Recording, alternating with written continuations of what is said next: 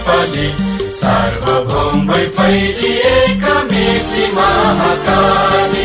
सायो थुङ्गा फुलका हामी एउटै माला नेपाली, सार्वभौम भई फैलिएका मेची महाकाली।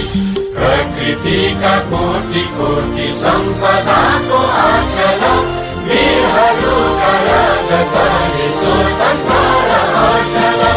ज्ञान भूमि शान्ति भूमि तराई पहाड हिमाल, अखण्ड यो प्यारो हाम्रो मातृभूमि नेपाल।